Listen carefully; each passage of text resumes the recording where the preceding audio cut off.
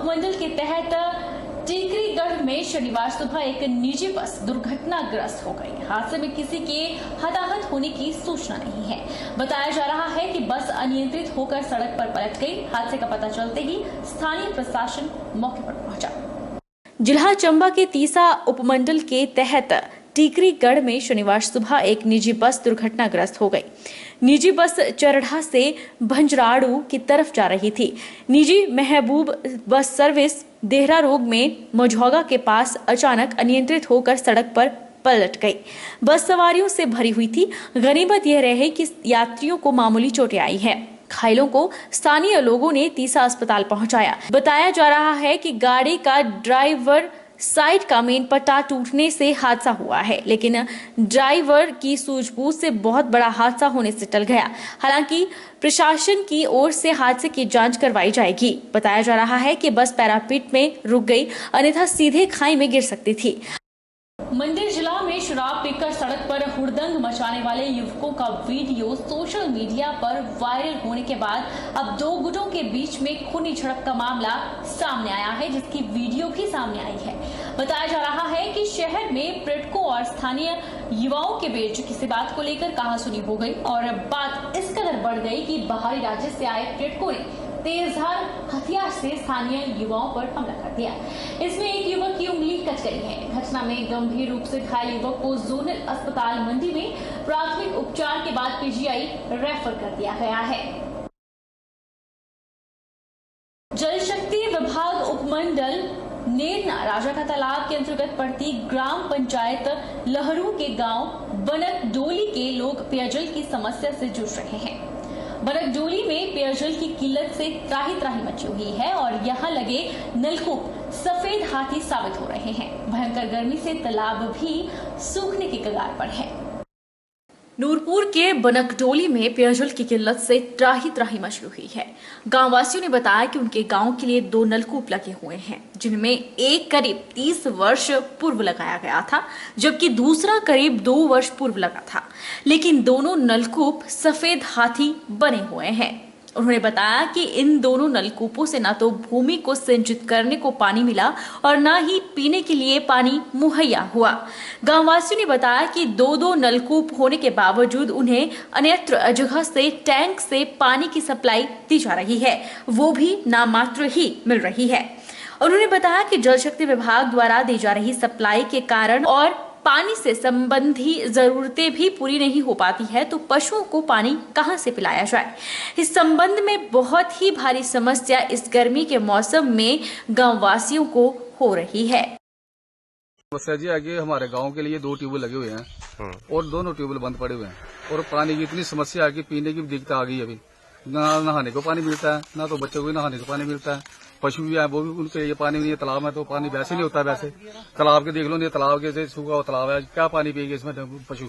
जा रही इतनी रिक्वेस्ट है हाईवे विभाग से कि हमारे दोनों ट्यूबवेलों से एक ट्यूबवेल की चलाई की जाए। भाई पानी नहीं मिल रहा, 3-4 साल हो गए हैं, किसी को पानी नहीं मिल रहा है।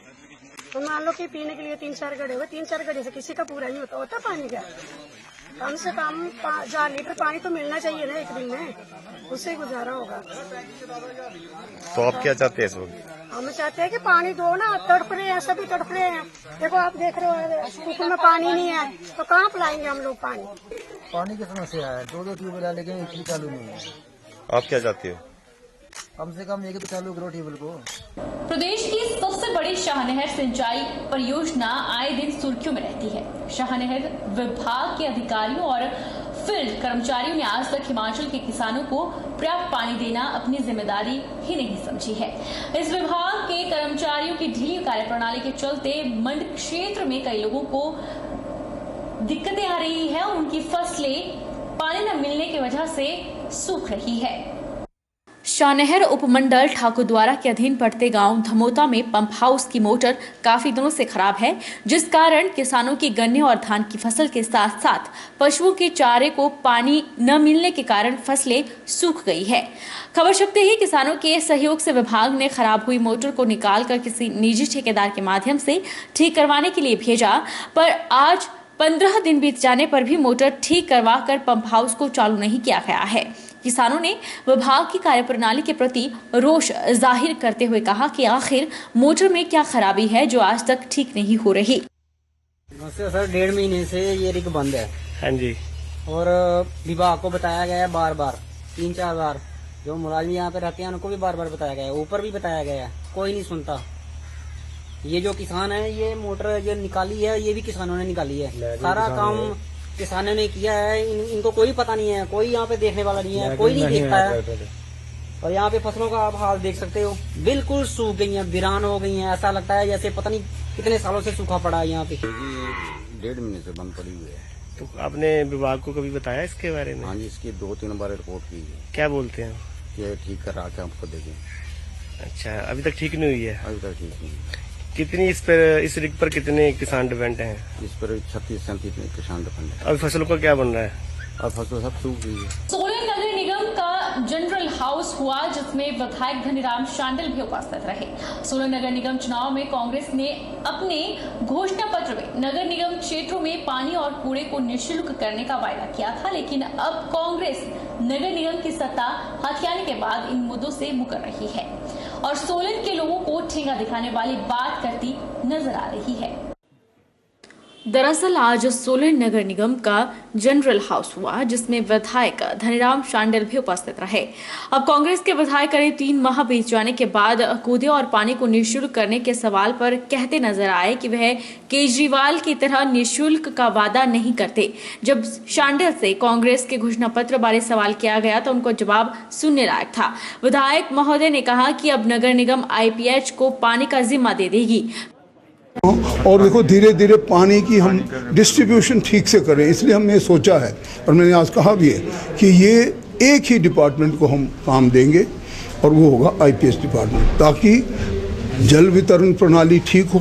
हम ये कोशिश कर रहे हैं कि लोगों को जिस रेट पे पानी देना चाहिए, मिनिमम प्राइस पे लोगों को जल की सुविधा मिले, और वो नीति जो नियोजन है उस तरफ हम बढ़ रहे हैं। और मुझे शीघ्र आशा है कि जिस प्रकार हमारे सभी तरफ दोनों तरफ के चुने सॉर्ट ऑफ काउंसलर हैं, इनकी एक परीक्षा कमेटी बनेगी इसी काम के लिए और आप शीघ्र देखेंगे पॉलिसी आप सामने आएगी। नहीं, उसमें पता क्या है, जब 2 आदमी के बीच में कोई काम हो तो क्या होता है कि वो एक भी काम ठीक नहीं करता। तो या तो हम सब नगर निगम को, बहुत पहले अगर आपको याद होगा मैंने एज ए मिनिस्टर बात कही थी कि एक डिपार्टमेंट को जिम्मेवारी देनी होगी और वो नहीं हो सका because of so many reason. पर अब तो हम जरूर करेंगे और देखेंगे कि 1 साल में क्या इनकी प्रतिक्रिया रहती है। अगर केजरीवाल जी की तरह तो मैं नहीं कि अनाउंसमेंट करूँगा, परंतु इतना ज़रूर है कि लोगों पे इसका प्रेशर नहीं डालेंगे और लोगों को ऐसा समय देखने को मिले जिसमें उनको सब सुविधा मिले, और देना भी पड़े तो कम से कम रुपए, हम कितने दिए, 100 रुपये दिए, कम से कम प्रेशर मिले, ऐसा हमारा विचार है। निश्चित तौर पर कहीं न कहीं कांग्रेस पार्टी अब अपने घोषणा पत्र को पूरा करने में सफल नहीं हो पा रही है। चुनावों के समय तो उन्होंने वायदा कर दिया, लेकिन वह उसके गले की फांस बन रही है और पानी की सप्लाई का कार्य IPH विभाग को देने की बात की जा रही है। बहरहाल राजनीति और प्यार में वायदा खिलाफी होना कोई बड़ी बात नहीं है।